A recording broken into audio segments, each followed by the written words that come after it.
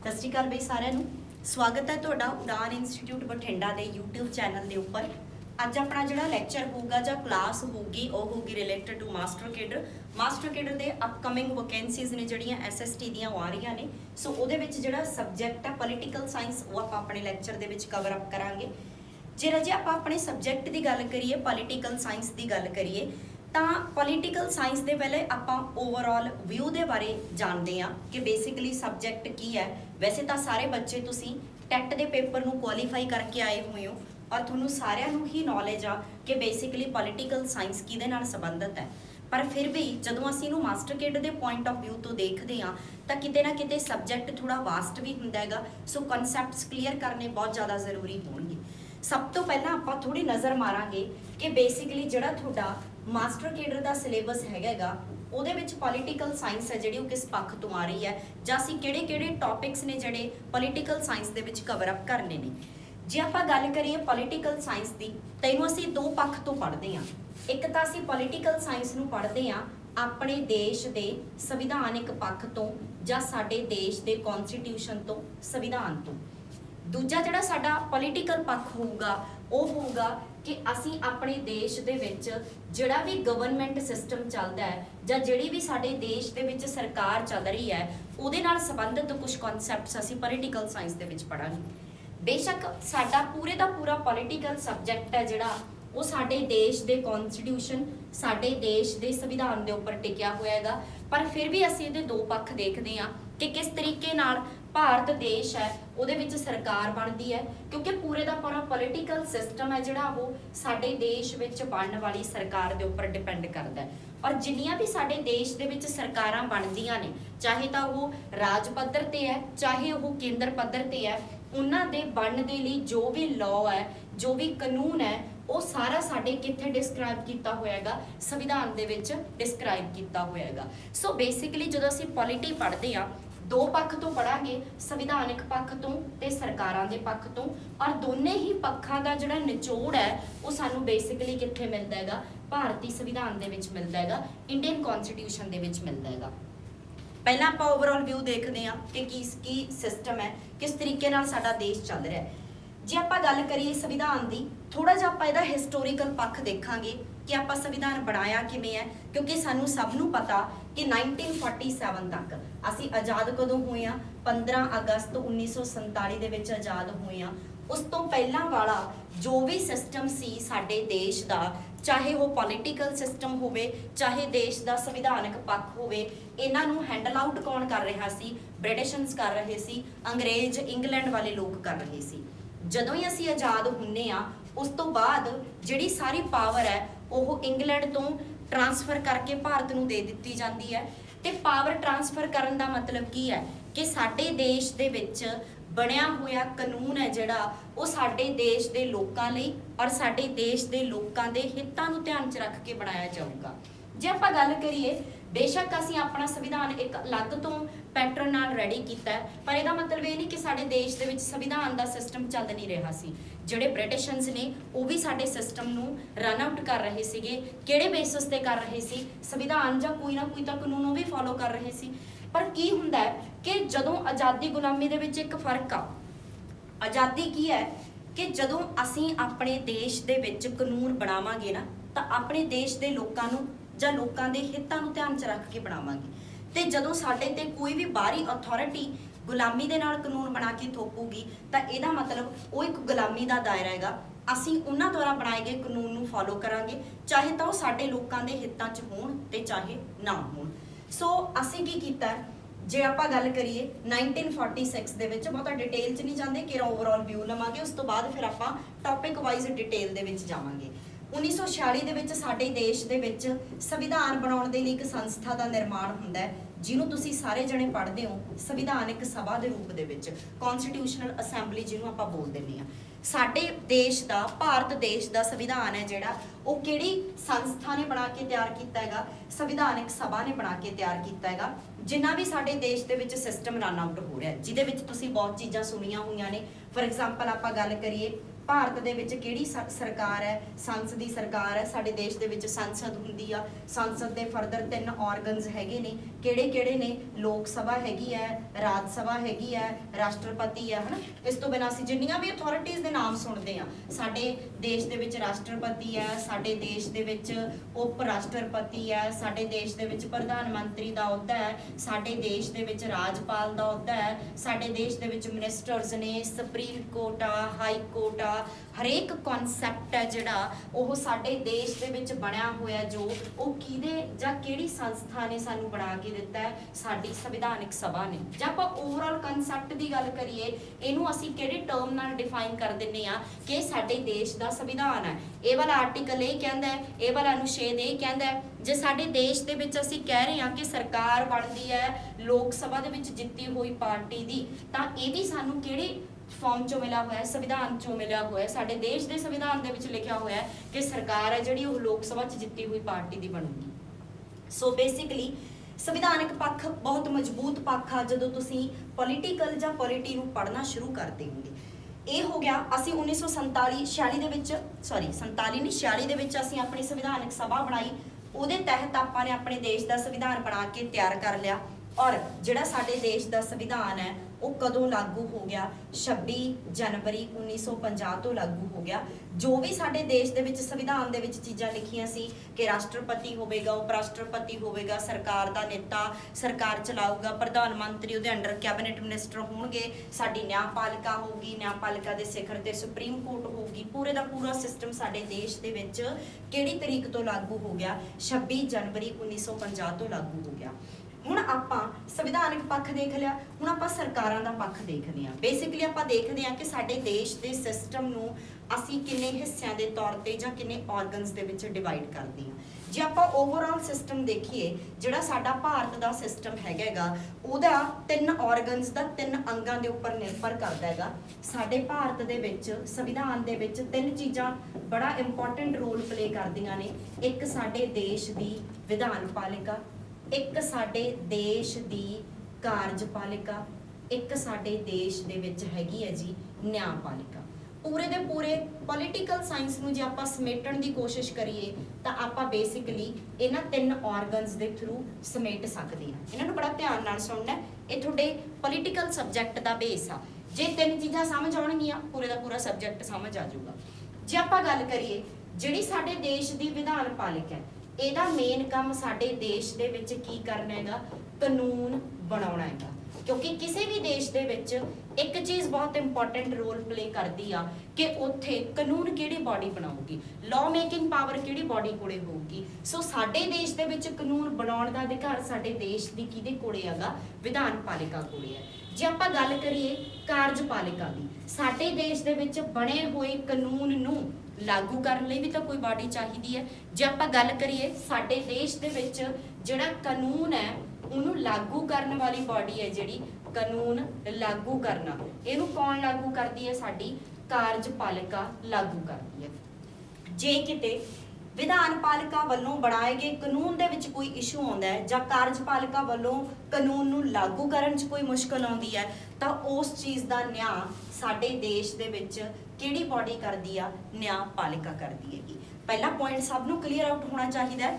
ਸਾਡੇ ਦੇਸ਼ ਦੇ ਵਿੱਚ ਗਵਰਨਮੈਂਟ ਸਿਸਟਮ 3 ਆਰਗਨਸ ਤੇ ਡਿਪੈਂਡ ਕਰਦਾ, ਵਿਧਾਨਪਾਲਿਕਾ, ਕਾਰਜਪਾਲਿਕਾ, ਨਿਆਂਪਾਲਿਕਾ। ਵਿਧਾਨਪਾਲਿਕਾ ਕਾਨੂੰਨ ਬਣਾਊਗੀ, ਕਾਰਜਪਾਲਿਕਾ ਕਾਨੂੰਨ ਲਾਗੂ ਕਰੂਗੀ ਤੇ ਨਿਆਂਪਾਲਿਕਾ ਕਾਨੂੰਨ ਦੇ ਵਿੱਚ ਕੋਈ ਵੀ ਇਸ਼ੂ ਆਉਂਦਾ ਹੈਗਾ, ਫॉर एग्जांपल ਵਿਧਾਨਪਾਲਿਕਾ ਦੁਆਰਾ ਬਣਾਏ ਗਏ ਕਾਨੂੰਨ ਲੋਕਾਂ ਨੂੰ ਪਸੰਦ ਨਹੀਂ ਆ ਰਹੇ ਤਾਂ ਉਹਦੇ ਉੱਪਰ ਨਿਆਂ ਕਰਕੇ ਕੌਣ ਦਊਗੀ? ਸਾਡੇ ਦੇਸ਼ ਦੀ ਨਿਆਂਪਾਲਿਕਾ। ਇਹਨੂੰ ਆਪਾਂ ਫਰਦਰ ਹੋਰ ਕਨਸੈਪਟ ਦੇ ਥਰੂ ਡਿਸਕਸ ਕਰਾਂਗੇ ਥੋੜਾ ਜਿਹਾ।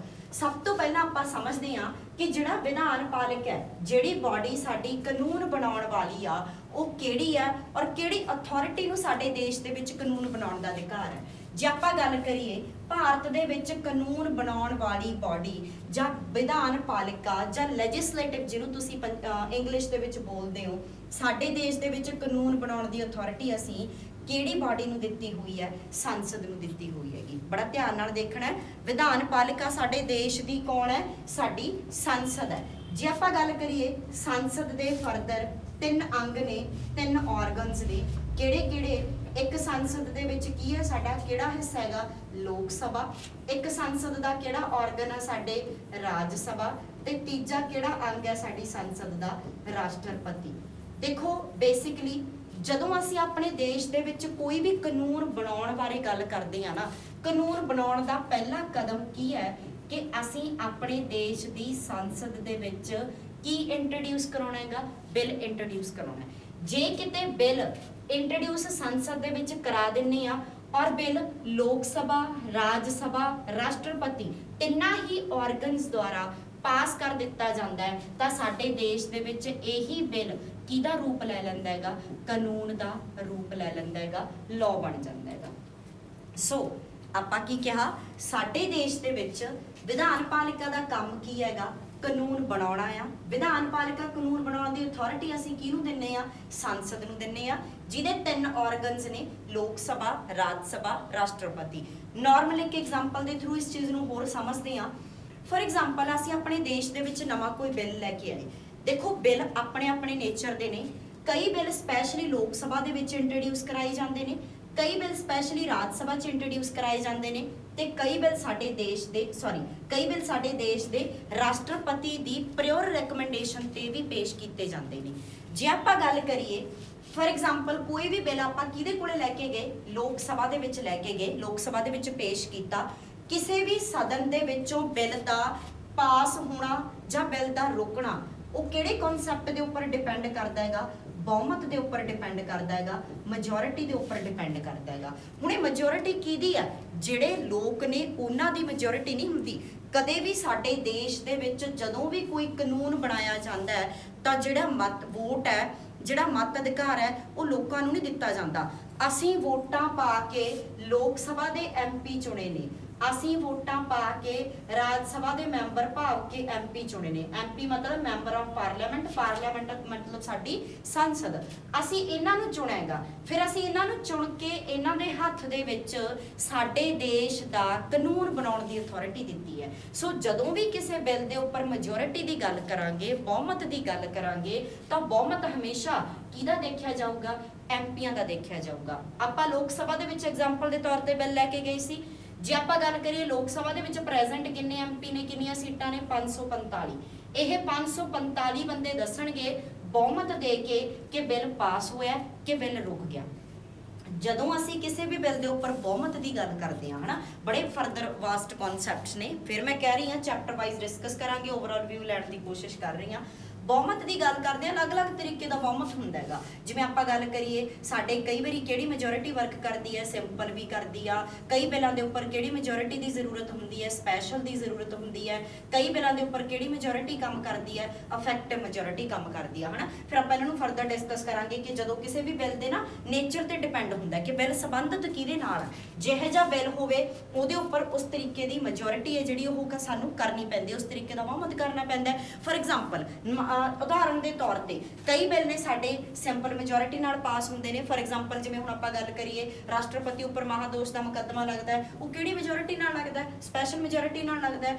ਜਦੋਂ ਤਾਂ ਅਸੀਂ ਸਿੰਪਲ ਮੈਜੋਰਿਟੀ ਦੀ ਗੱਲ ਕਰਦੇ ਹਾਂ, ਸਧਾਰਨ ਬਹੁਮਤ ਦੀ ਗੱਲ ਕਰਦੇ ਹਾਂ, ਉਦੋਂ ਤਾਂ ਸਾਨੂੰ ਕਿੰਨੀਆਂ ਵੋਟਾਂ ਚਾਹੀਦੀਆਂ ਹੁੰਦੀਆਂ, 1/2+1 ਚਾਹੀਦੀ ਹੁੰਦੀਆਂ। ਫॉर एग्जाम्पल 100 ਬੰਦਿਆਂ ਦੇ ਵਿੱਚੋਂ 1/2+1 ਦੀ ਰਿਕੁਆਇਰਮੈਂਟ ਕੀ ਬਣਦੀ ਹੈ, 50 ਅੱਧੇ ਹੋ ਗਏ। 50 ਤੋਂ ਇੱਕ ਵੋਟ ਵੀ ਜਿਹੜੇ ਪਾਸੇ ਨੂੰ ਪੈਗੀ ਉਹ ਬਿੱਲ ਦਾ ਡਿਸੀਜਨ ਹੋ ਜਾਊਗਾ। ਜੇ ਤਾਂ 51 ਵੋਟਾਂ ਪੈ ਗਈਆਂ ਬਿੱਲ ਦੇ ਪੱਖ 'ਚ ਕਿ ਬਿੱਲ ਪਾਸ ਹੋਣਾ ਚਾਹੀਦਾ, ਫਿਰ ਤਾਂ ਲੋਕ ਸਭਾ ਦੇ ਵਿੱਚੋਂ ਸਿੰਪਲ ਮੈਜੋਰਿਟੀ ਦੇ ਨਾਲ ਬਿੱਲ ਪਾਸ ਹੋ ਜਾਊਗਾ। ਤੇ ਜੇ ਪੈ ਗਈਆਂ 51 ਵਿਰੋਧ 'ਚ, ਫਿਰ ਲੋਕ ਸਭਾ ਦੇ ਵਿੱਚੋਂ ਸਿੰਪਲ ਮੈਜੋਰਿਟੀ ਨਾ ਮਿਲਣ ਕਰਕੇ ਬਿੱਲ ਆ ਜਿਹੜਾ ਉਹ ਰੁਕ ਜਾਊਗਾ। ਅਗਲਾ ਪੁਆਇੰਟ, ਸਪੈਸ਼ਲ ਮੈਜੋਰਿਟੀ ਕਿੰਨੀ ਹੁੰਦੀ ਹੈ ਸਾਡੇ, 2/3 ਹੁੰਦੀ ਹੈ। 2/3 ਦਾ ਕੀ ਮਤਲਬ ਹੈ ਕਿ ਜਿੰਨੇ ਵੀ ਸਾਡੇ ਸਦਨ ਦੇ ਮੈਂਬਰ ਨੇ, ਜੇ ਆਪਾਂ ਲੋਕ ਸਭਾ ਦੀ ਸਪੈਸ਼ਲ ਮੈਜੋਰਿਟੀ ਦੀ ਗੱਲ ਕਰੀਏ, ਲੋਕ ਸਭਾ ਦੇ ਵਿੱਚ ਕਿੰਨੇ ਮੈਂਬਰ ਨੇ, 545। 545 ਦੇ ਉੱਪਰ ਕਿੰਨੀ ਮੈਜੋਰਿਟੀ ਨੀਡਡ ਹੈ ਸਾਨੂੰ, 2/3 ਹਿੱਸਾ। ਇਹਨੂੰ ਕਰਕੇ ਜਿੰਨਾ ਵੀ ਸਾਡੇ ਨੰਬਰ ਆਫ ਮੈਂਬਰਸ ਆਉਣਗੇ ਉਹਨਾਂ ਦਾ ਵੋਟ ਪੈਣਾ ਜਾਂ ਉਹਨਾਂ ਦਾ ਬਹੁਮਤ ਮਿਲਣਾ ਜ਼ਰੂਰੀ ਹੋਊਗਾ। 2 ਪੁਆਇੰਟ ਕਲੀਅਰ ਹੋਏ। ਇਫੈਕਟਿਵ ਮੈਜੋਰਿਟੀ, ਇਹਨੂੰ ਡਿਟੇਲ 'ਚ ਪੜਾਉਂਗੀ। ਇਫੈਕਟਿਵ ਮੈਜੋਰਿਟੀ ਤੁਹਾਡੇ 'ਚ ਬਹੁਤ ਘੱਟ ਬੱਚਿਆਂ ਨੂੰ ਪਤਾ ਹੁੰਦੀ ਹੈ, ਈਵਨ ਕਿ ਕਈਆਂ ਨੇ ਤਾਂ ਸੁਣੀ ਵੀ ਨਹੀਂ ਹੁੰਦੀ ਕਿ ਇਫੈਕਟਿਵ ਮੈਜੋਰਿਟੀ ਵੀ ਕੋਈ ਹੁੰਦੀ ਹੈ। ਜਿੰਨੇ ਵੀ ਪ੍ਰੈਜ਼ੈਂਟ ਸੀਟਸ ਨੇ, ਜਿੰਨੇ ਵੀ ਪ੍ਰੈਜ਼ੈਂਟ ਮੈਂਬਰ ਨੇ, ਹੁਣ ਜਿਵੇਂ ਆਪਾਂ ਗੱਲ ਕਰੀਏ ਕਿ ਜਿਹੜੀ ਸਾਡੀ ਲੋਕ ਸਭਾ ਹੈ, ਇਹਦੇ ਵਿੱਚ ਪ੍ਰੈਜ਼ੈਂਟ ਸੀਟਾਂ ਕਿੰਨੀਆਂ ਜਦੋਂ ਵੋਟਾਂ ਪਈਆਂ ਸੀ? ਪ੍ਰੈਜ਼ੈਂਟ ਲੋਕ ਸਭਾ ਕਿਹੜੀ ਚੱਲ ਰਹੀ ਹੈ? 19 ਵਾਲੀ ਲੋਕ ਸਭਾ ਚੱਲ ਰਹੀ ਹੈ, 2019 ਤੋਂ ਲੈ ਕੇ 2024 ਤੱਕ ਚੱਲੂ, 5 ਸਾਲ ਦੀ ਸਰਕਾਰ ਬਣਦੀ ਹੈ ਸਾਡੀ। ਜਿਹੜੀ ਵੀ ਸਾਡੇ 545 ਸੀਟਾਂ ਨੇ 2019 ਦੀ ਲੋਕ ਸਭਾ ਦੇ ਵਿੱਚ ਸੀਗੀਆਂ, ਕੁਝ ਕੁ ਸੀਟਾਂ ਰਿਜ਼ਾਈਨ ਕਰਕੇ, ਅਸਤੀਫੇ ਕਰਕੇ ਜਾਂ ਕਿਸੇ ਕਾਰਨ ਕਰਕੇ ਖਾਲੀ ਰਹਿ ਜਾਂਦੀਆਂ ਨੇਗੀਆਂ, ਜਾਂ 1 ਸਾਲ ਕਿਸੇ ਵੀ ਐਮਪੀ ਨੇ ਲਾ ਲਿਆ, 2 ਸਾਲ ਲਾ ਲਏ, 3 ਸਾਲ ਲਾ ਲਏ, ਉਸ ਤੋਂ ਬਾਅਦ ਅਸਤੀਫਾ ਦੇਤਾ। ਸੋ ਇਹ 545 ਦੇ ਵਿੱਚੋਂ ਜਿੰਨੀਆਂ ਵੀ ਸੀਟਾਂ ਵੈਕੈਂਟ ਹੋਣਗੀਆਂ, ਖਾਲੀ ਹੋਣਗੀਆਂ, ਉਹ ਕੱਢ ਦਿਓ। ਜੇ ਆਪਾਂ ਪ੍ਰੈਜ਼ੈਂਟ ਲੋਕ ਸਭਾ ਦੀ ਗੱਲ ਕਰੀਏ, 19 ਦੇ ਵਿੱਚ ਜਦੋਂ ਵੋਟਾਂ ਪਈਆਂ ਸੀ, ਉਦੋਂ ਕਿੰਨੀਆਂ ਵੋਟਾਂ ਦੀ ਸੀਟਾਂ ਦੀ ਅਸਾਈਨਮੈਂਟ ਹੋਈ ਸੀ? 545 ਦੀ। ਪ੍ਰੈਜ਼ੈਂਟ ਗੱਲ ਕਰੀਏ, 545 ਦੇ ਵਿੱਚੋਂ 25 ਸੀਟਾਂ ਨੇ ਜਿਹੜੀਆਂ ਲੋਕ ਸਭਾ ਦੀਆਂ ਵੈਕੈਂਟ ਹੋ ਗਈਆਂ, ਖਾਲੀ ਹੋ ਗਈਆਂ। ਕਿੰਨੇ ਰਹਿ ਗਏ? 520 ਰਹਿ ਗਏ। ਧਿਆਨ ਨਾਲ ਸੁਣਨਾ, ਇਫੈਕਟਿਵ ਮੈਜੋਰਿਟੀ ਕੀ ਹੁੰਦੀ ਆ? ਜਿੰਨੀਆਂ ਲੋਕ ਸਭਾ ਦੀਆਂ ਪ੍ਰੈਜ਼ੈਂਟ ਸੀਟਾਂ ਨੇ, ਜਿਹੜੀਆਂ ਕਿ ਕਿਸੇ ਕਾਰਨ ਕਰਕੇ ਜੇ ਕੋਈ ਸੀਟ ਵੈਕੈਂਟ ਹੁੰਦੀ ਹੈ, ਉਹਨੂੰ ਮਾਈਨਸ ਕਰਕੇ ਬਚੀਆਂ ਹੋਈਆਂ ਪ੍ਰੈਜ਼ੈਂਟ ਸੀਟਾਂ ਨੇ, ਉਹਨਾਂ ਦੇ ਉੱਪਰ 1/2 ਹਿੱਸਾ ਮੈਜੋਰਿਟੀ ਨੂੰ ਅਸੀਂ ਕਿਹੜੀ ਮੈਜੋਰਿਟੀ ਕਹਿੰਦੇ ਆ? ਇਫੈਕਟਿਵ ਮੈਜੋਰਿਟੀ ਕਹਿੰਦੇ ਆ। ਮੈਂ ਦੁਬਾਰਾ ਤੋਂ ਡਿਫਾਈਨ ਕਰ ਦਿੰਨੀ ਆ, 1 ਮਿੰਟ, ਮੈਂ ਦੁਬਾਰਾ ਤੋਂ ਡਿਫਾਈਨ ਕਰ ਦਿੰਨੀ ਆ। ਇਫੈਕਟਿਵ ਮੈਜੋਰਿਟੀ ਕੀ ਹੈ?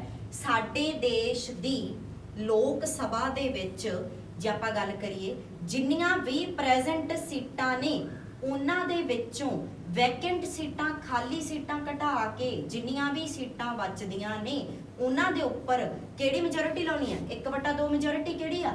ਸਿੰਪਲ। ਤੇ ਇਹ ਫਾਰਮੂਲਾ ਲਾ ਕੇ ਸਾਡੇ ਕੋਲੇ ਕਿਹੜੀ ਮੈਜੋਰਿਟੀ ਆ ਜਾਂਦੀ ਹੈ? ਇਫੈਕਟਿਵ ਮੈਜੋਰਿਟੀ ਆ ਜਾਂਦੀ ਹੈਗੀ। ਠੀਕ ਹੈ, ਸੋ ਆਪਾਂ ਦੁਬਾਰਾ ਉਸ ਪੁਆਇੰਟ ਤੇ ਆਉਨੇ ਆ। ਜਦੋਂ ਅਸੀਂ ਕਿਸੇ ਵੀ ਸਦਨ ਦੇ ਵਿੱਚੋਂ ਬਿੱਲ ਪਾਸ ਕਰਨਾ ਹੈ ਤਾਂ ਆਪਾਂ, ਮੈਂ ਮਿਟੇ ਦਿੰਦੀ ਇਹਨੂੰ, ਬਾਅਦ 'ਚ ਤੁਸੀਂ ਰਿਕਾਰਡਡ ਫਾਰਮ ਦੇ ਵਿੱਚ ਹੈਗਾ ਲੈਕਚਰ, ਇਹ ਨੋਟ ਡਾਊਨ ਕਰ ਲਿਓ। ਆਪਾਂ ਥੋੜਾ ਜਿਹਾ ਇਹਨੂੰ ਦੁਬਾਰਾ ਇਰੇਜ਼ ਕਰਦੇ ਹਾਂ, ਇੱਥੇ ਲਿਖਿਆ ਨਹੀਂ ਜਾ ਰਿਹਾ ਬੇਸਿਕਲੀ। ਜੇ ਆਪਾਂ ਗੱਲ ਕਰੀਏ, 3 ਪੁਆਇੰਟ ਡਿਸਕਸ ਕੀਤੇ ਸੀ ਆਪਾਂ ਨੇ। ਇੱਕ ਸੀਗਾ ਸਾਡਾ ਲੋਕ ਸਭਾ, ਦੂਜਾ ਸੀਗਾ ਸਾਡਾ ਰਾਜ ਸਭਾ, ਤੇ ਤੀਜਾ ਸੀਗਾ ਸਾਡੇ ਦੇਸ਼ ਦਾ ਰਾਸ਼ਟਰਪਤੀ। ਆਪਾਂ ਬਿੱਲ ਇੰਟਰੋਡਿਊਸ ਕੀਤਾ, ਹਜੇ ਬਿੱਲ ਹੀ ਹੈ ਨਾ, ਤਾਂ ਹਜੇ ਤਾਂ ਆਪਾਂ ਲੋਕ ਸਭਾ 'ਚ ਘੁਮਾਈ ਜਾਂਦੇ ਆ ਨਾ, ਉਹਨਾਂ ਚਿਰ ਬਿੱਲ ਆ। ਜਿੰਨਾ ਚਿਰ ਰਾਸ਼ਟਰਪਤੀ ਸਾਈਨ ਕਰਕੇ ਗ੍ਰੀਨ ਸਿਗਨਲ ਨਹੀਂ ਦਿੰਦਾ, ਉਹਨਾਂ ਚਿਰ ਬਿੱਲ ਕਾਨੂੰਨ ਦਾ ਰੂਪ ਹੀ ਨਹੀਂ ਲੈਂਦਾ। ਲੋਕ ਸਭਾ ਦੇ ਵਿੱਚ ਗਏ, ਇੰਟਰੋਡਿਊਸ ਕਰਾਤਾ, ਬਹੁਮਤ ਮਿਲ ਗਿਆ। ਜਿੰਨਾ ਵੀ ਬਿੱਲ ਦਾ ਨੇਚਰ ਸੀ, ਹੁਣ ਡਿਪੈਂਡ ਕਰਦਾ ਬਿੱਲ ਕਿਹੜਾ। ਧਨ ਬਿੱਲ ਹੈ, ਅਲੱਗ ਤਰੀਕੇ ਦਾ ਬਹੁਮਤ ਹੈ। ਖੇਤੀਬਾੜੀ ਬਿੱਲ ਹੈ, ਅਲੱਗ ਤਰੀਕੇ ਦਾ ਬਹੁਮਤ ਹੈ। ਸਧਾਰਨ ਬਿੱਲ ਹੈ, ਅਲੱਗ ਤਰੀਕੇ ਦਾ ਬਹੁਮਤ ਹੈ। ਸੋਧ ਬਿੱਲ ਹੈ, ਅਲੱਗ ਤਰੀਕੇ ਦਾ ਬਹੁਮਤ ਹੈ। ਸੋ ਬਹੁਮਤ ਦੇ ਨਾਲ ਬਿੱਲ ਲੋਕ ਸਭਾ 'ਚੋਂ ਪਾਸ ਹੋ ਗਿਆ, ਫਰਦਰ ਕਿਹੜੇ ਸਦਨ ਦੇ ਵਿੱਚ ਜਾਊਗਾ? ਸਾਡੇ ਰਾਜ ਸਭਾ ਦੇ ਵਿੱਚ ਜਾਊਗਾ। ਰਾਜ ਸਭਾ ਦੇ ਵਿੱਚ ਵੀ ਕੀ ਹੋਣਾ ਚਾਹੀਦਾ? ਸਾਨੂੰ ਬਹੁਮਤ ਹੋਣਾ ਚਾਹੀਦਾ, ਭਾਵ ਕਿ ਸਾਡੀ ਕੀ ਹੋਣੀ ਚਾਹੀਦੀ ਹੈ? ਮੈਜੋਰਿਟੀ। ਮੈਜੋਰਿਟੀ ਕਿਹਦੇ ਉੱਪਰ ਡਿਪੈਂਡ ਕਰੂਗੀ ਕਿ ਕਿਸ ਨੇਚਰ ਦਾ ਬਿੱਲ ਹੈ, ਕਿਸ ਨੇਚਰ ਦੀ ਮੈਜੋਰਿਟੀ ਦੀ ਜ਼ਰੂਰਤ ਹੈ। ਜੇ ਤਾਂ ਆਪਾਂ ਕਹੀਏ ਕਿ ਜਿਹੜਾ ਸਾਡਾ ਬਹੁਮਤ ਹੈ ਉਹ ਸਿੰਪਲ ਵਾਲਾ ਹੈ, ਫਿਰ ਤਾਂ ਸਾਨੂੰ ਕਿੰਨੀਆਂ ਸੀਟਾਂ ਚਾਹੀਦੀ, ਕਿੰਨੀ ਬਹੁਮਤ ਚਾਹੀਦਾ? 1/2। ਜੇ ਸਪੈਸ਼ਲ ਵਾਲਾ ਕਿੰਨਾ ਚਾਹੀਦਾ? 2/3। ਤੇ ਜੇ ਸਾਡੇ ਕੋਲੇ ਇਫੈਕਟਿਵ ਮੈਜੋਰਿਟੀ ਹੈ, ਫਿਰ ਕਿੰਨਾ ਹੋਊਗਾ? ਜਿੰਨੀਆਂ ਪ੍ਰੈਜ਼ੈਂਟ ਸੀਟਾਂ ਨੇ ਉਹਦਾ 1/2। ਪ੍ਰੈਜ਼ੈਂਟ ਸੀਟਾਂ ਦੇ ਉੱਪਰ ਸਿੰਪਲ ਮੈਜੋਰਿਟੀ ਲਾ ਕੇ ਆਪਾਂ ਕਿਹੜੀ ਮੈਜੋਰਿਟੀ ਕੱਢ ਲੈਂਦੇ ਆ? ਇਫੈਕਟਿਵ ਮੈਜੋਰਿਟੀ ਕੱਢ ਲੈਂਦੇ ਆ। ਬਹੁਮਤ ਮਿਲ ਗਿਆ, ਫਾਰ ਐਗਜ਼ਾਮਪਲ ਰਾਜ ਸਭਾ ਦੇ ਵਿੱਚੋਂ ਬਿੱਲ ਪਾਸ ਹੋ ਗਿਆ, ਕਿਹਦੇ ਕੋਲੇ ਚਲਾ ਗਿਆ? ਰਾਸ਼ਟਰਪਤੀ ਕੋਲੇ ਚਲਾ ਗਿਆ। ਜਦੋਂ ਸਾਡੇ ਦੇਸ਼ ਦਾ ਰਾਸ਼ਟਰਪਤੀ ਬਿੱਲ ਦੇ ਉੱਪਰ ਸਾਈਨ ਕਰ ਦਿੰਦਾ ਹੈ, ਤਾਂ ਉਹੀ ਬਿੱਲ ਸਾਡੇ ਦੇਸ਼ ਦੇ ਵਿੱਚ ਕਿਹਦਾ ਰੂਪ ਲੈ ਲੈਂਦਾ ਹੈ? ਲਾਅ ਦਾ ਰੂਪ ਲੈ ਲੈਂਦਾ ਹੈ, ਕਾਨੂੰਨ ਦਾ ਰੂਪ ਲੈ ਲੈਂਦਾ ਹੈ। ਬਣ ਗਿਆ ਕਾਨੂੰਨ। ਕਿਹਨੇ ਬਣਾਤਾ ਕਾਨੂੰਨ? ਲੋਕ ਸਭਾ ਨੇ, ਰਾਜ ਸਭਾ ਨੇ, ਰਾਸ਼ਟਰਪਤੀ ਨੇ। ਤਿੰਨਾਂ ਨੂੰ ਮਿਲਾ ਕੇ ਸਾਡੇ ਦੇਸ਼ ਦੀ ਕੀ ਕਾਲ ਕਰਦੇ ਆ? ਸੰਸਦ। ਤੇ ਸੰਸਦ ਟੈਕਨੀਕਲੀ ਸਾਡੇ ਦੇਸ਼ ਦੇ ਵਿੱਚ ਕਿਹਦਾ ਕੰਮ ਕਰਦੀ ਹੈ? ਵਿਧਾਨ ਪਾਲਿਕਾ ਦਾ, ਲੈਜਿਸਲੇਟਿਵ ਦਾ, ਕਾਨੂੰਨ ਬਣਾਉਣ ਦਾ ਕੰਮ ਕਰਦੀ ਹੈ। ਇਹ ਪੁਆਇੰਟ ਕਲੀਅਰ ਹੋ ਗਿਆ ਸਾਨੂੰ ਕਿ ਸਾਡੇ ਦੇਸ਼ ਦੀ ਵਿਧਾਨ ਪਾਲਿਕਾ ਸਾਡੀ ਸੰਸਦ ਹੈ। ਸੰਸਦ ਦੇ ਫਰਦਰ 3 ਆਰਗਨਸ ਨੇ, ਲੋਕ ਸਭਾ, ਰਾਜ ਸਭਾ, ਰਾਸ਼ਟਰਪਤੀ। ਇਹਨਾਂ ਨੂੰ ਡਿਟੇਲ 'ਚ ਪੜਾਂਗੇ। ਲੋਕ ਸਭਾ ਦਾ ਵੀ 1 ਘੰਟੇ ਦਾ ਲੈਕਚਰ ਹੈ, ਰਾਜ ਸਭਾ ਦਾ ਤੇ ਰਾਸ਼ਟਰਪਤੀ ਦਾ ਤਾਂ 1.5 ਪੌਣੇ 2 ਘੰਟੇ ਦਾ ਲੈਕਚਰ ਹੈ। ਫਰਦਰ ਲੈਕਚਰਸ ਦੇ ਵਿੱਚ ਡਿਸਕਸ ਕਰੂੰਗੀ। ਬਹੁਤ ਅੱਛੇ ਕਨਸੈਪਟਸ ਨੇ, ਤੁਹਾਡੇ ਪੋਲੀਟੀਕਲ ਸਾਇੰਸ ਦੀ ਬੈਕਬੋਨ ਹੈ, ਕੁਐਸਚਨਸ ਆਉਂਦੇ ਹੀ ਆਉਂਦੇ ਨੇ ਇੱਥੋਂ। ਜੇ ਆਪਾਂ ਗੱਲ ਕਰੀਏ, ਕਾਨੂੰਨ ਬਣ ਗਿਆ ਸਾਡੇ ਦੇਸ਼ ਦੇ ਵਿੱਚ, ਕਾਨੂੰਨ ਬਣਾਉਣ ਦੀ ਅਥਾਰਟੀ ਦੇ ਦਿੱਤੀ ਵਿਧਾਨ ਪਾਲਿਕਾ ਨੂੰ, ਸੰਸਦ ਨੂੰ। ਬਿੱਲ ਇੰਟਰੋਡਿਊਸ ਹੋ ਗਿਆ, ਰਾਸ਼ਟਰਪਤੀ ਨੇ ਸਾਈਨ ਕਰਦੇ, ਕਾਨੂੰਨ ਬਣ ਗਿਆ। ਬਣਾ ਕੇ ਦੇਤਾ। ਨਾ ਤਾਂ ਰਾਸ਼ਟਰਪਤੀ ਨੇ ਕਾਨੂੰਨ ਲਾਗੂ ਕਰਨਾ, ਨਾ ਰਾਜ ਸਭਾ ਨੇ ਲਾਗੂ ਕਰਨਾ, ਨਾ ਲੋਕ ਸਭਾ ਨੇ ਲਾਗੂ ਕਰਨਾ। ਜਦੋਂ ਅਸੀਂ ਆਪਣੇ ਦੇਸ਼ ਦੇ ਵਿੱਚ ਕਾਨੂੰਨ ਨੂੰ ਲਾਗੂ ਕਰਨ ਦੀ ਗੱਲ ਕਰਦੇ ਹਾਂ, ਮੈਂ ਤੁਹਾਨੂੰ 3 ਬਾਡੀਜ਼ ਪੜ੍ਹਾਈਆਂ, ਵਿਧਾਨ ਪਾਲਿਕਾ, ਸੈਕੰਡ ਵਾਲੀ ਕਿਹੜੀ ਸੀਗੀ? ਕਾਰਜਪਾਲਿਕਾ, ਥਰਡ ਵਾਲੀ ਕਿਹੜੀ ਸੀ? ਨਿਆਂਪਾਲਿਕਾ। ਵਿਧਾਨ ਪਾਲਿਕਾ ਨੇ ਕਾਨੂੰਨ ਬਣਾਇਆ, ਲਾਗੂ ਕਿਹਨੇ ਕਰਨਾ ਹੈ? ਕਾਰਜਪਾਲਿਕਾ ਨੇ ਲਾਗੂ ਕਰਨਾ ਹੈ। ਸੋ ਬੇਸਿਕਲੀ ਦੂਸਰਾ ਆਰਗਨ ਸਾਡੇ ਦੇਸ਼ ਦੇ ਵਿੱਚ ਕਿਹੜਾ ਵਰਕ ਕਰਦਾ ਹੈਗਾ? ਕਾਰਜਪਾਲਿਕਾ ਵਾਲਾ ਕੰਮ ਕਰਦਾ ਹੈਗਾ। ਕਾਰਜਪਾਲਿਕਾ ਦੇ ਵਿੱਚ ਕੌਣ ਲੋਕ ਨੇ? ਸਭ ਤੋਂ ਪਹਿਲੀ ਗੱਲ ਤਾਂ ਫੋਰ ਐਗਜ਼ਾਮਪਲ ਬਿੱਲ ਜਿਵੇਂ ਹੁਣ ਆਪਣੇ ਇੱਧਰ ਉੱਧਰ ਸਾਰੇ ਡਿਸਕਸ਼ਨ ਆਪਾਂ ਸਾਰੇ ਜਣੇ ਜਾਣਦੇ ਆ ਖੇਤੀਬਾੜੀ ਬਿੱਲਾਂ ਬਾਰੇ। ਖੇਤੀਬਾੜੀ ਬਿੱਲਾਂ ਦੇ ਨਾਲ ਸੰਬੰਧਿਤ ਦੋ ਬੰਦਿਆਂ ਦਾ ਨਾਮ ਬਹੁਤ ਜ਼ਿਆਦਾ ਆ ਰਿਹਾ। ਮੋਦੀ ਕਿਉਂਕਿ ਪ੍ਰਧਾਨ ਮੰਤਰੀ ਹੈ, ਸਰਕਾਰ ਚਲਾ ਰਿਹਾ, ਲੋਕ ਸਭਾ ਵਿੱਚ ਜਿੱਤੀ ਹੋਈ ਪਾਰਟੀ ਦਾ ਨੇਤਾ ਹੈ। ਪੀਐਮ ਕੋਲੇ ਅਸਲੀ ਪਾਵਰ ਹੈ, ਪਾਲਿਸੀ ਮੇਕਰ ਹੈ, ਲੋਕ ਸਭਾ ਦੇ ਵਿੱਚ ਬਹੁਮਤ ਵਾਲੀ ਪਾਰਟੀ ਦਾ ਨੇਤਾ ਹੈ। ਜੋ ਕੁਝ ਹੋਣਾ ਹੈ ਪ੍ਰਾਈਮ ਮਿਨਿਸਟਰ ਦੇ ਹੱਥ ਦੇ ਵਿੱਚ ਹੋ ਰਹੇਗਾ। ਦੂਜਾ ਆਪਾਂ ਨਾਂ ਸੁਣਿਆ ਜਦੋਂ ਖੇਤੀਬਾੜੀ ਬਿੱਲਾਂ ਦੀ ਗੱਲ ਕਰਾਂਗੇ, ਤੋਮਰ ਦਾ। ਇਹਦਾ ਨਾਂ ਕਿਉਂ ਸੁਣ ਰਹੇ ਹਾਂ ਅਸੀਂ? ਤੋਮਰ ਕੀ ਹੈ? ਐਗਰੀਕਲਚਰ ਮਿਨਿਸਟਰ ਹੈ।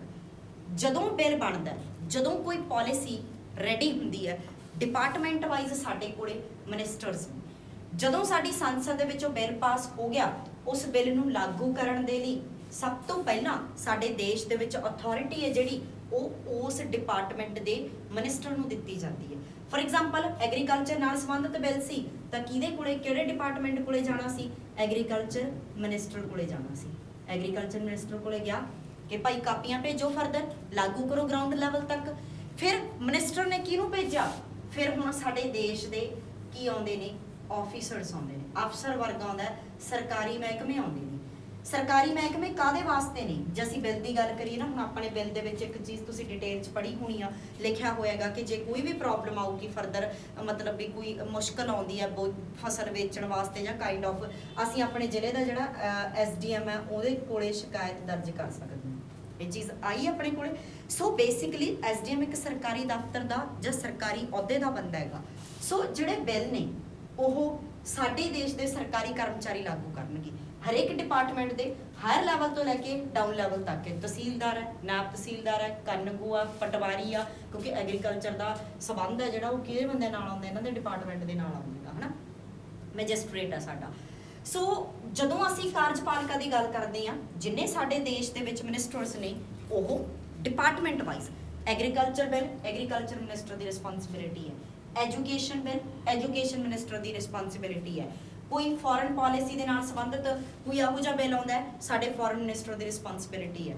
ਕੋਈ ਹੋਰ ਜਿਹੇ ਜਿਹੇ ਵੀ ਡਿਪਾਰਟਮੈਂਟ ਦਾ ਬਿੱਲ ਆਇਆ ਉਸ ਦੇ ਮਿਨਿਸਟਰ ਦੀ ਰਿਸਪੌਂਸਿਬਿਲਿਟੀ ਹੈ। ਤੇ ਉਸ ਤੋਂ ਅਗਲੀ ਰਿਸਪੌਂਸਿਬਿਲਿਟੀ ਕਿਹਦੀ ਬਣਦੀ ਹੈ? ਸਾਡੇ ਆਫੀਸਰਸ ਦੀ ਬਣਦੀ ਹੈ। ਡਿਪਾਰਟਮੈਂਟ ਵਾਈਜ਼ ਸਾਡੇ ਹਾਇਰ ਰੈਂਕ ਦੇ ਬੰਦੇ ਹੁੰਦੇ ਨੇ। ਸਟੇਟ ਦੇ ਵਿੱਚ A ਗ੍ਰੇਡ ਦਾ ਬੰਦਾ ਕੌਣ ਹੈ? PCS ਆਫੀਸਰ ਹੈ। ਉਸ ਤੋਂ ਬਾਅਦ B ਗ੍ਰੇਡ, ਫਿਰ C ਗ੍ਰੇਡ, ਫਿਰ D ਗ੍ਰੇਡ। ਚਾਰੇ ਡਿਪਾਰਟਮੈਂਟ ਦੇ ਆਫੀਸਰਸ ਨੇ ਜਿਹੜੇ ਸਰਕਾਰੀ ਦਫ਼ਤਰ ਵਾਲੇ, ਉਹ ਮੇਕ ਸ਼ੋਰ ਕਰਨਗੇ ਕਿ ਬਿੱਲ ਹੈ ਜਿਹੜਾ ਉਹ ਲਾਗੂ ਕੀਤਾ ਜਾਵੇ ਹਰ ਪੱਖ ਨੂੰ ਦੇਖ ਕੇ, ਕਿਉਂਕਿ ਬਿੱਲ ਨੇ ਲੋਕਾਂ ਦੇ ਵਿੱਚ ਉਤਰਨਾ ਤਾਂ ਲਾਗੂ ਸਰਕਾਰੀ ਦਫ਼ਤਰਾਂ ਦੇ ਵਿੱਚ ਹੀ ਹੋਊਗਾ, ਤਾਂ ਹੀ ਸਾਡੇ ਲੋਕਾਂ ਕੋਲੇ ਬਿੱਲ ਹੈ ਜਿਹੜਾ ਉਹ ਲਾਗੂ ਹੋ ਕੇ ਜਾਊਗਾ। ਸੋ ਸਾਡੇ ਦੇਸ਼ ਦੀ ਕਾਰਜਪਾਲਿਕਾ ਜਿਹੜੀ ਉਹ ਮਿਨਿਸਟਰੀ ਤੇ ਆਫੀਸਰ ਵਰਗ ਆ ਗਿਆ ਸਾਡਾ।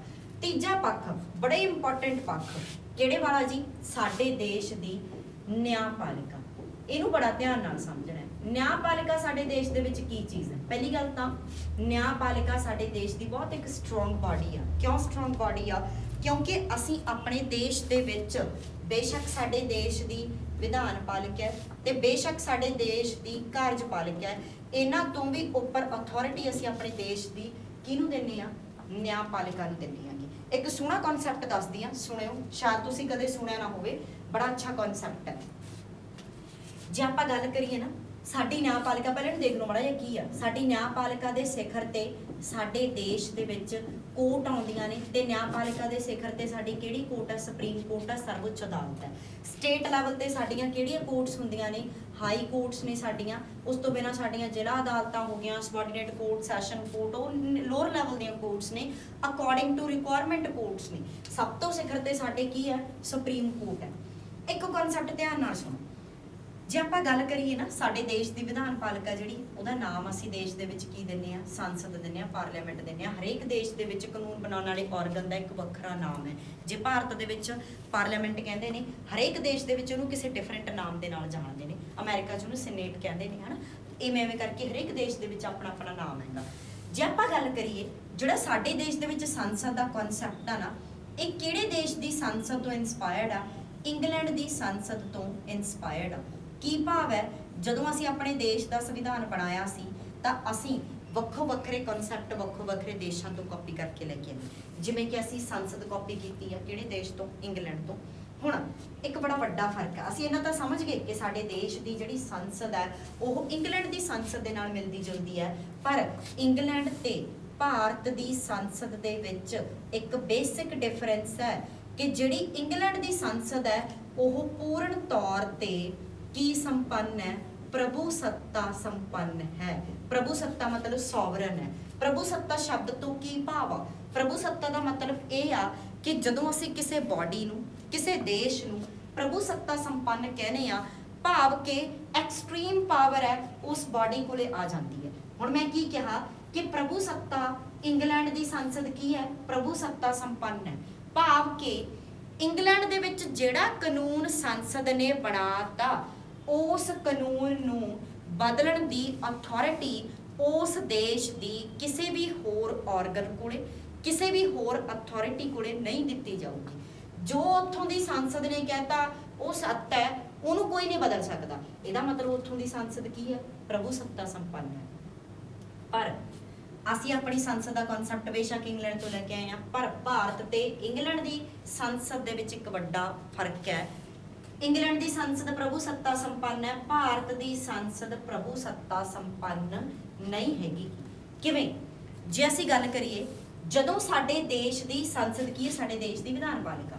ਜਦੋਂ ਸਾਡੇ ਦੇਸ਼ ਦੀ ਸੰਸਦ ਕੋਈ ਕਾਨੂੰਨ ਬਣਾ ਦਿੰਦੀ ਹੈ ਤਾਂ ਉਹਨੂੰ ਅਸੀਂ ਆਪਣੇ ਦੇਸ਼ ਦੀ ਨਿਆਂਪਾਲਿਕਾ ਦੇ ਵਿੱਚ ਜਾ ਕੇ ਵੰਗਾਰ ਸਕਦੇ ਹਾਂ।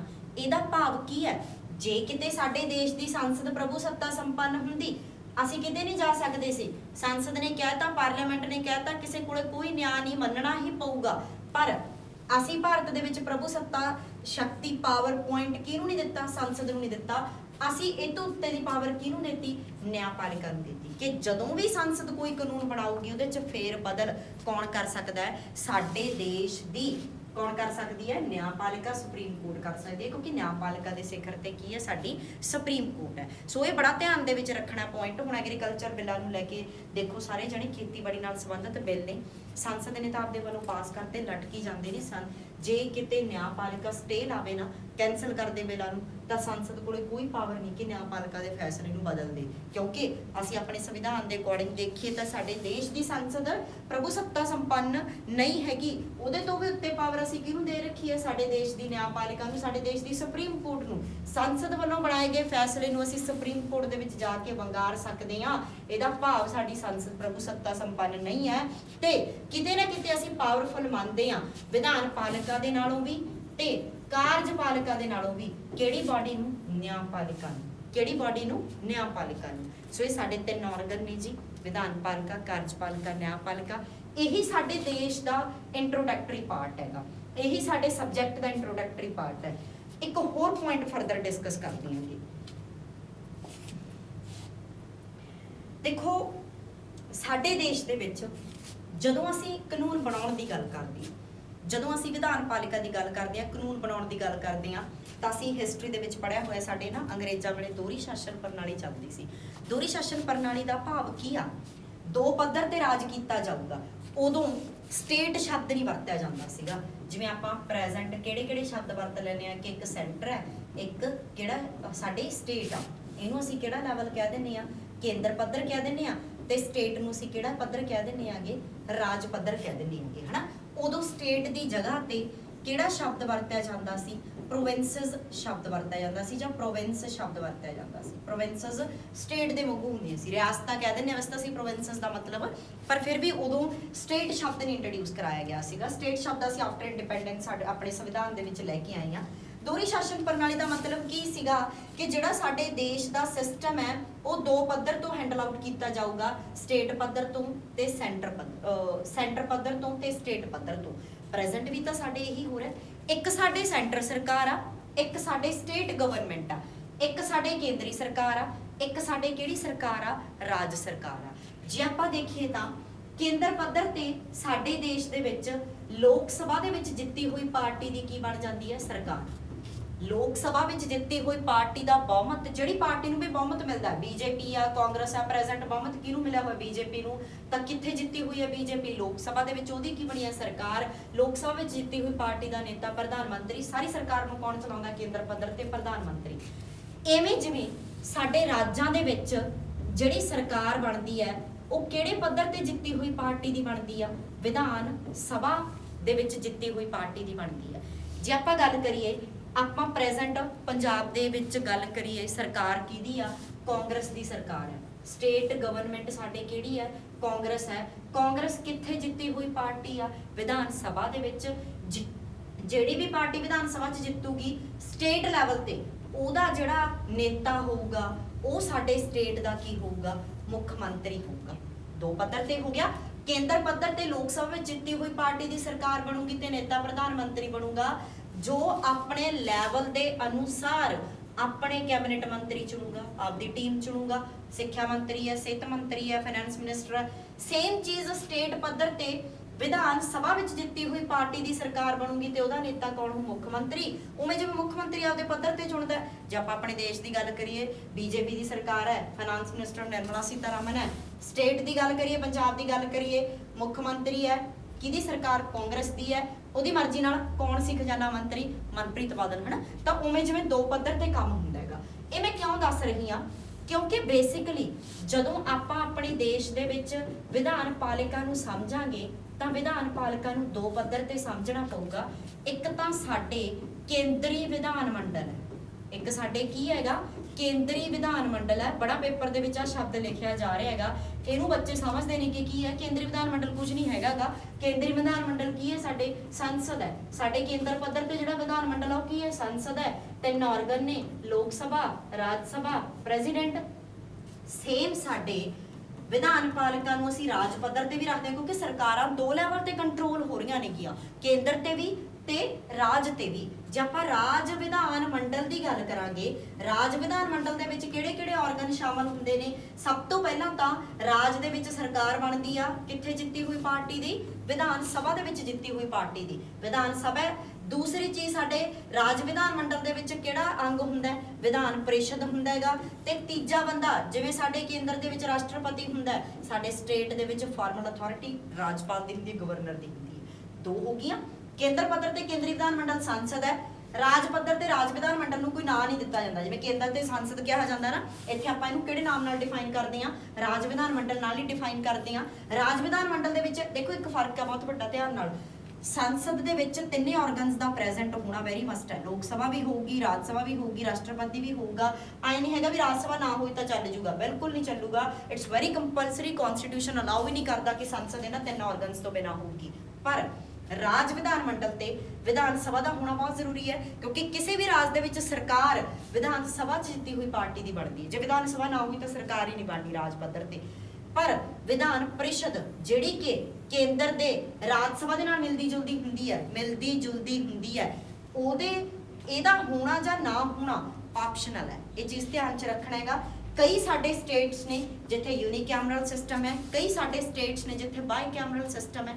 ਜਿਵੇਂ ਇੱਕ ਸਦਨੀ ਆ, ਦੋ ਸਦਨੀ ਆ। ਪੰਜਾਬ 'ਚ ਇੱਕ ਸਦਨੀ ਹੈ। ਪੰਜਾਬ ਦੇ ਵਿੱਚ ਸਿਰਫ ਕੀ ਹੈ? ਵਿਧਾਨ ਸਭਾ। ਪ੍ਰੈਜ਼ੈਂਟ ਕਿੰਨੀਆਂ ਸਟੇਟਸ ਨੇ? 28। ਫੇਰ ਬਦਲ ਹੋਇਆ ਵੀ ਜ਼ਰੂਰ ਪੜਾਂਗੇ, ਨਾਲ ਸੰਬੰਧਿਤ ਕੁਐਸਚਨ ਆ ਸਕਦਾ। 29 ਹੁੰਦੀਆਂ ਸੀ, ਇੱਕ ਘਟਾਤੀ। ਜੰਮੂ ਤੇ ਕਸ਼ਮੀਰ ਨੂੰ 370 ਆਰਟੀਕਲ ਹਟਾ ਕੇ ਟੋਟਲ ਕਿੰਨੀਆਂ ਸਟੇਟਸ ਰਹਿ ਗਈਆਂ ਆਪਣੀਆਂ? 28। ਜੰਮੂ ਕਸ਼ਮੀਰ ਨੂੰ 370 ਨੰਬਰ ਖੋ ਕੇ ਇੱਕ ਕਿਹਦਾ ਦਰਜਾ ਦਿੱਤਾ? ਯੂਟੀ ਦਾ ਦਰਜਾ ਦਿੱਤਾ।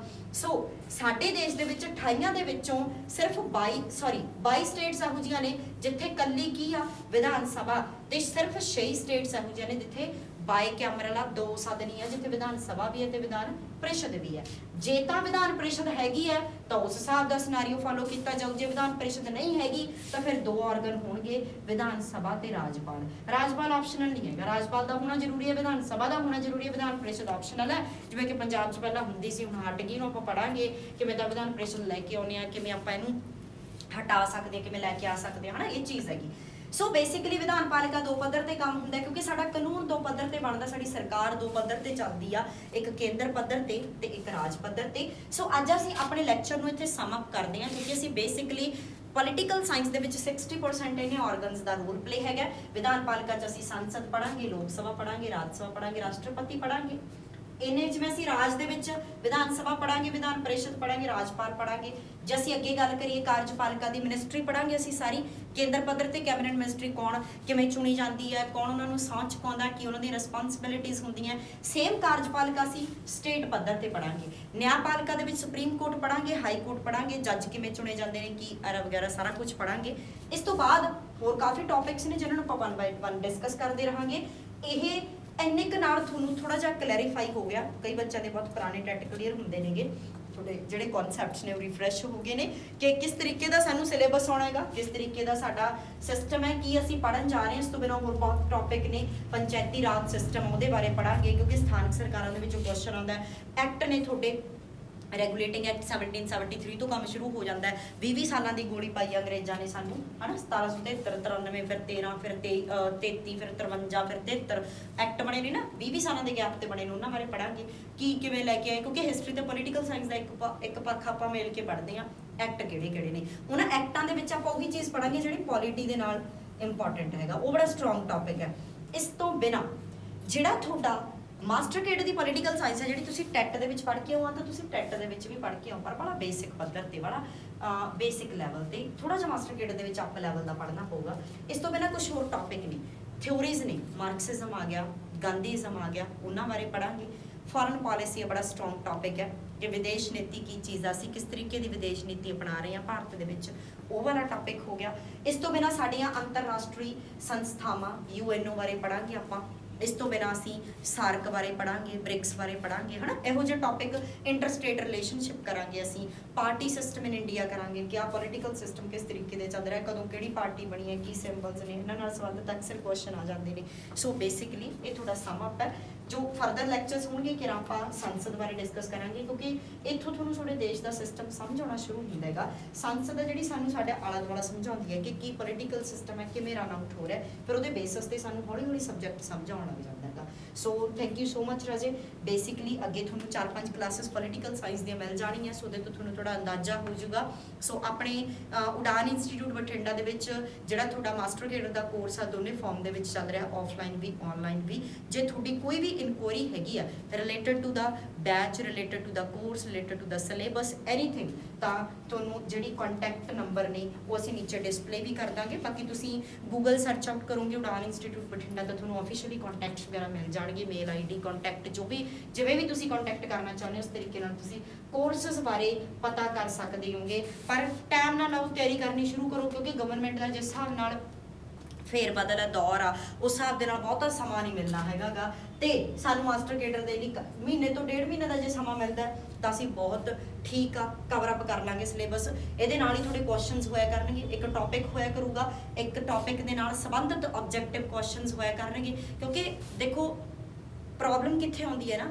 ਕਿ ਜਦੋਂ ਅਸੀਂ ਕਨਸੈਪਟ ਕਰ ਲਿਆ, ਆ ਮੈਂ ਤੁਹਾਨੂੰ ਸਮਝਾਤਾ, ਬਹੁਤੇ ਬੱਚਿਆਂ ਨੂੰ ਸਮਝ ਆਇਆ ਹੋਣਾ, ਬਹੁਤੇ ਨੂੰ 70-80% ਆਇਆ ਹੋਣਾ, ਬਹੁਤੇ ਨੂੰ 50% ਆਇਆ ਹੋਣਾ ਹੈਗਾ, ਬਹੁਤੇ ਨੂੰ ਸਾਰਾ ਆ ਗਿਆ ਹੋਣਾ, ਕਈਆਂ ਦੇ ਕਨਸੈਪਟਸ ਅੱਛੇ ਹੁੰਦੇ ਨੇ। ਪਰ ਸਾਨੂੰ ਪਤਾ ਕਦੋਂ ਲੱਗੇ ਕਿ ਸਾਨੂੰ ਆ ਗਿਆ, ਜਦੋਂ ਅਸੀਂ ਇਹਦੇ ਨਾਲ ਸੰਬੰਧਿਤ ਕੁਐਸਚਨਸ ਕਵਰ ਅਪ ਕੀਤੇ। ਬਹੁਤੀ ਪ੍ਰੋਬਲਮ ਆਉਂਦੀ ਹੈ, ਬੱਚੇ ਕਨਸੈਪਟਸ ਇਹਨੇ ਅੱਛੇ ਕਵਰ ਅਪ ਕਰ ਲੈਂਦੇ ਨੇ। ਕਈ ਵਾਰੀ ਤੁਸੀਂ ਯਾਰ BA MA ਕੀਤੀ ਹੈ, ਤੁਸੀਂ ਅੱਛਾ ਪੜ੍ਹ ਕੇ ਆਏ ਹੁੰਦੇ ਹੋ, ਤੁਹਾਡਾ ਬੈਕਗ੍ਰਾਉਂਡ ਅੱਛਾ, ਕਾਲਜ ਵਗੈਰਾ 'ਚ ਤੁਸੀਂ ਅੱਛੇ ਪੜ੍ਹੇ ਹੁੰਦੇ ਹੋ। ਕਾਲਜ ਦੇ ਤੇ ਕੰਪੀਟੀਟਿਵ ਦੇ ਵਿੱਚ ਇੱਕੋ ਫਰਕ ਹੈ, ਕਾਲਜ ਦੇ ਵਿੱਚ ਅਸੀਂ ਥਿਊਰੀ ਬੇਸਡ ਸਬਜੈਕਟਿਵ ਕੁਐਸਚਨਸ ਕੀਤੇ ਨੇ।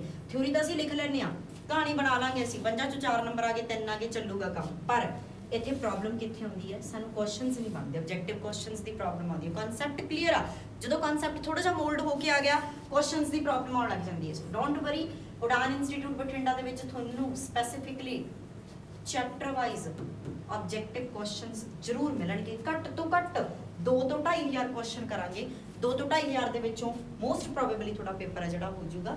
ਸੋ ਲੈਕਚਰ ਆਪਾਂ ਕਰਦੇ ਹਾਂ ਇੱਥੇ ਬੰਦ। ਨੈਕਸਟ ਤੁਹਾਨੂੰ ਲੈਕਚਰਸ, ਨੈਕਸਟ ਜਿਹੜੇ ਸਾਡੇ ਵੀਡੀਓਜ਼ ਹੈਗੇ ਨੇ, ਹਿਸਟਰੀ ਦੇ ਵੀ ਲੈਕਚਰਸ ਮਿਲਣਗੇ ਤੁਹਾਨੂੰ, ਪੋਲੀਟੀਕਲ ਸਾਇੰਸ ਦੇ ਵੀ ਮਿਲਣਗੇ। ਸੋ ਦੋਨੇ ਸਬਜੈਕਟਸ ਤੁਸੀਂ ਐਜ਼ ਅ ਡੈਮੋ ਲੈਕਚਰਸ ਦੇਖ ਸਕਦੇ ਹੋਗੇ।